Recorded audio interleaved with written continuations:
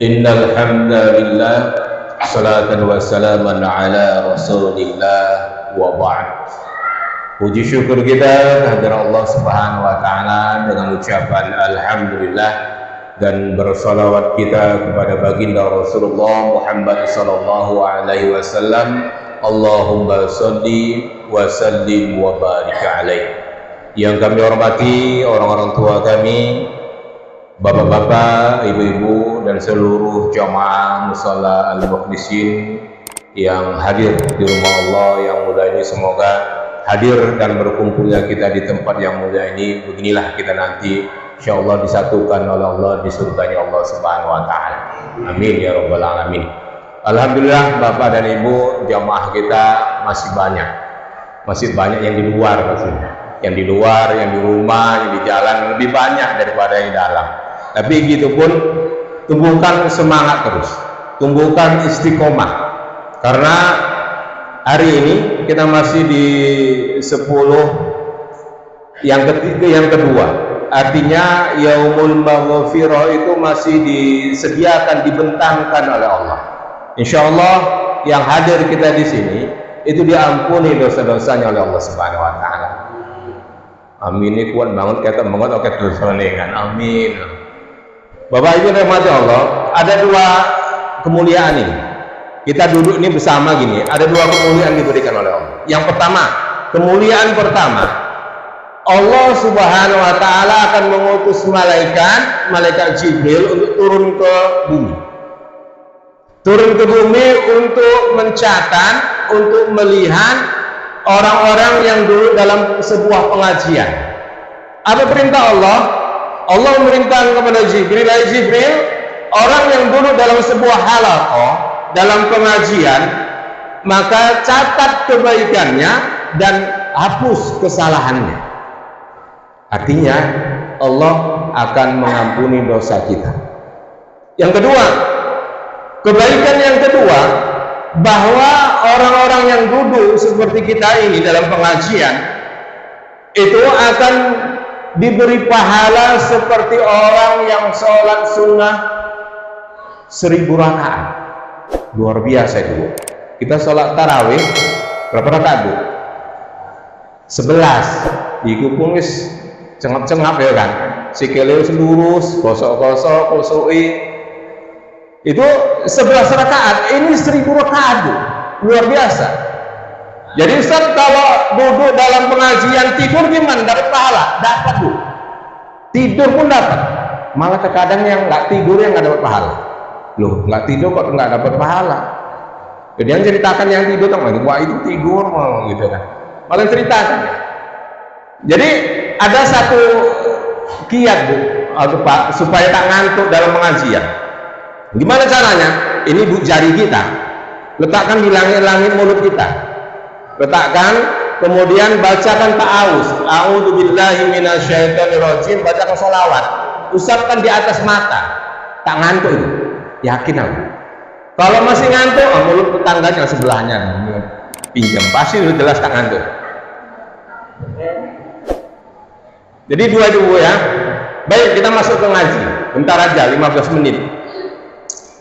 Dalam sebuah hadis Rasulullah Shallallahu Alaihi Wasallam bersabda, arba'atun man utiyahunna faqad utiya khairat dunya wal akhirah. Kata Rasul, ada 4 hal bila ini diberikan oleh Allah kepada seseorang, maka ia akan merasakan baiknya dunia dan baiknya kehidupan di akhirat. Luar biasa ini, 4 hal aja, 4 dikasihkan oleh Allah kepada kita akan merasakan kebaikan atau kebahagiaan dunia dan kebaikan atau kebahagiaan di akhirat. Apa yang 4 ini? Cuma 4 sikit ini. Yang pertama, kata Rasulullah, bila seseorang itu dikasih oleh Allah adalah qulubus syakirah, yaitu hati yang suka atau senang bersyukur kepada Allah Subhanahu wa taala. Hati seorang yang suka bersyukur kepada Allah, maka ia akan merasakan kebaikan dunia dan akhirat. Bersyukur itu gimana sebenarnya sih bu? Bersyukur yang gampang, Jangan urusi apa yang didapat orang, urusi aja apa yang kita peroleh. Itu bersyukur yang gampang itu.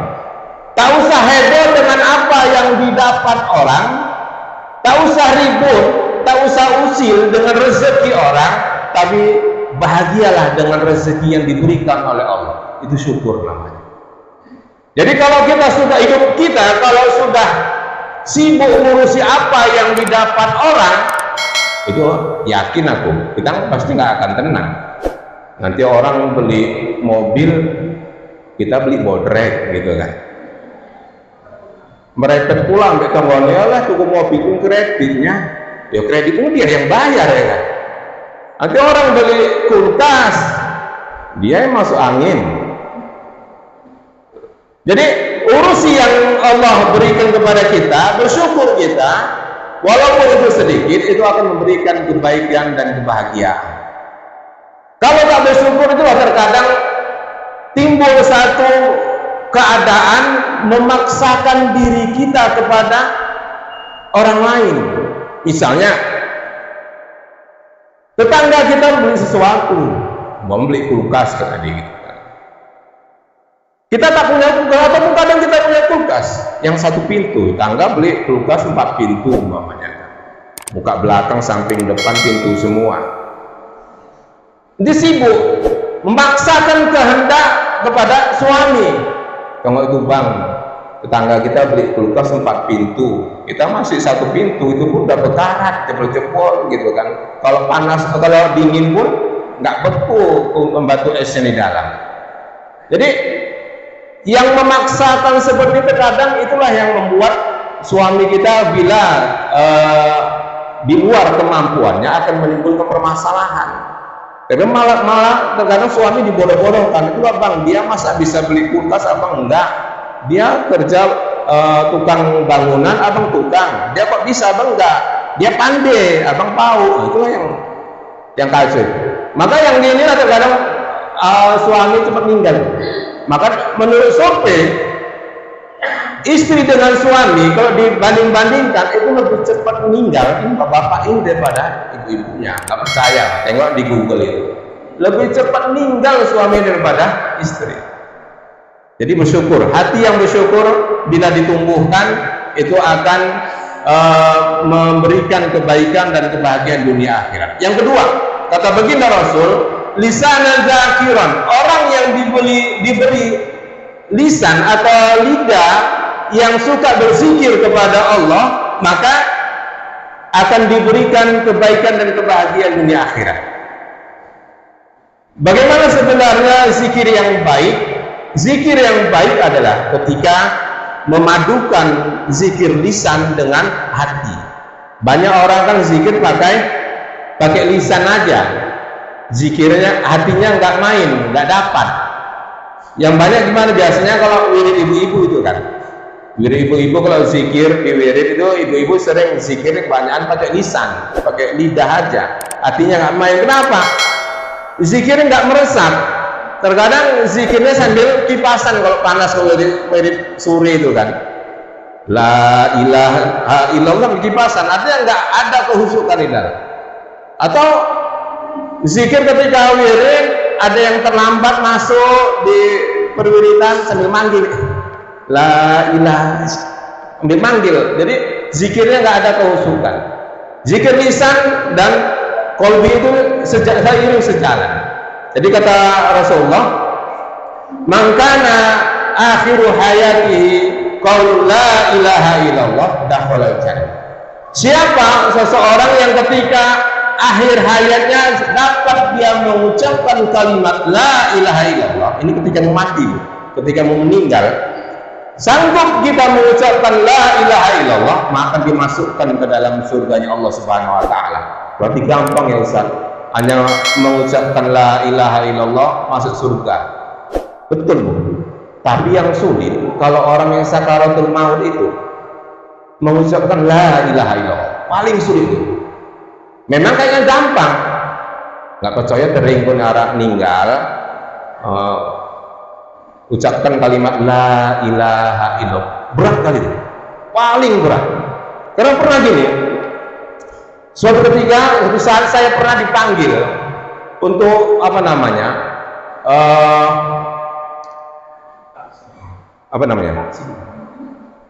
ya ada orang meninggal lah, orang meninggal, ada ibu-ibu muda ini kan, muda lumayan cantik lah, gitu. Datang ke rumah, Pak Ustaz, ke rumah lah dulu, loh, aku harus ngeri, kenapa? Kalau tiga pernah ngomani, Pak Ustaz ke rumah lah dulu, ada apa? Suamiku kok nggak ninggal loh, suaminya kok nggak ninggal, kaget lah juga aku kan. Dari subuh sampai jam 2 siang kok nggak ninggal loh, kenapa rupanya? Mau ninggal nggak ninggal Pak Ustaz? Apa ada sosoknya katanya gitu? Ya gampang kalau mau ninggal tutup aja pakai bantal lainnya, matinya gitu kan. Jadi aku datang ke rumahnya, aku tengok, memang becek-becek bu bahasa kita, mulutnya terbuka, matanya setengah melotot. Jadi waktu itu aku bimbing untuk mengucapkan la ilaha illallah. Jadi lidahnya itu keluar, rasanya lidahnya kaku. Untuk mengucapkan itu nggak bisa. Keringat keluar, keringat jagung itu bu.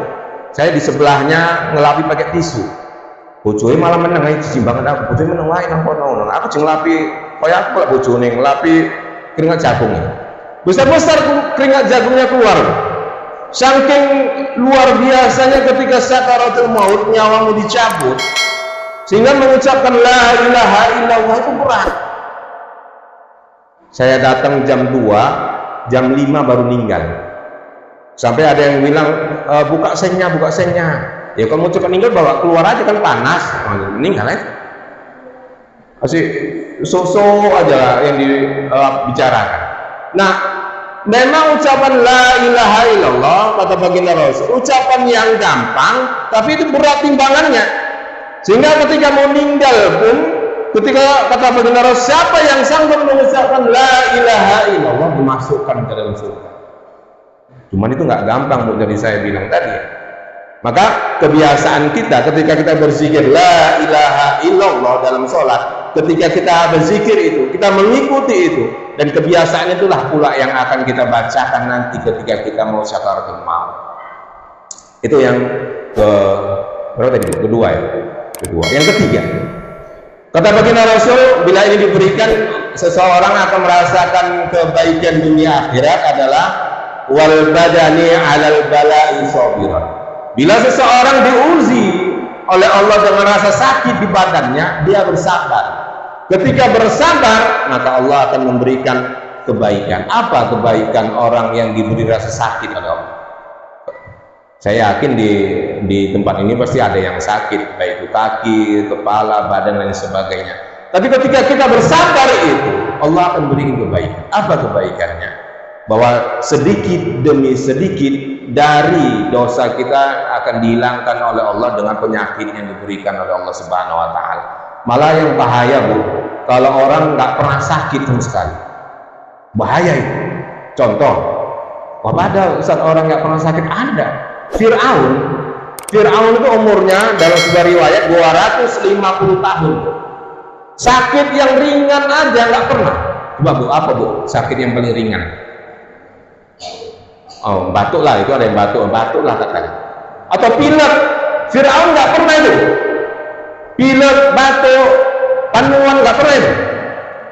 Selama 250 tahun sehat walafiat, badannya kuat sehingga ia mengatakan ana Rob, saya ini adalah Tuhan, kata Fir'aun.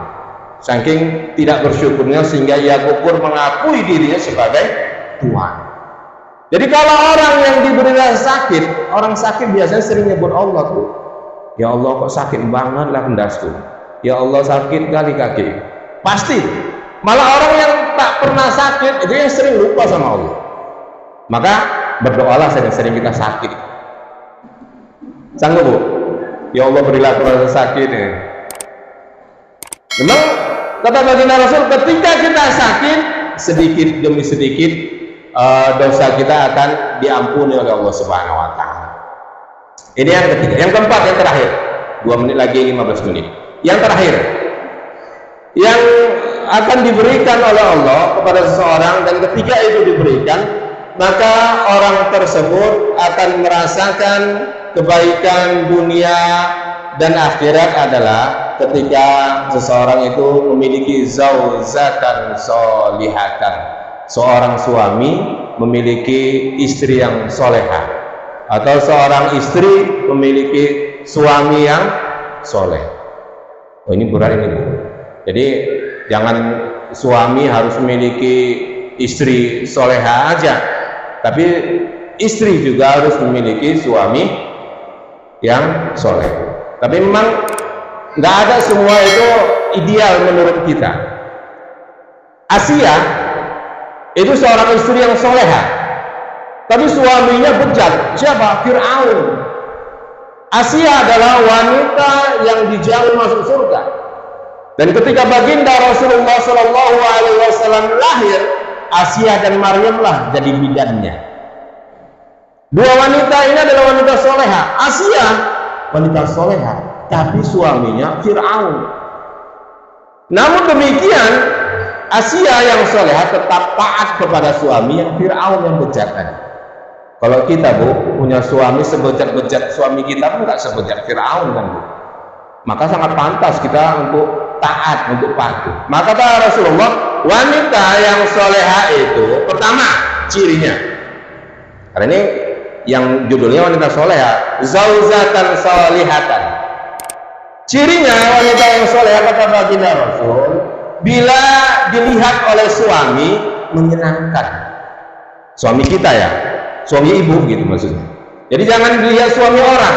Kita mau terbalik banyak, Bu.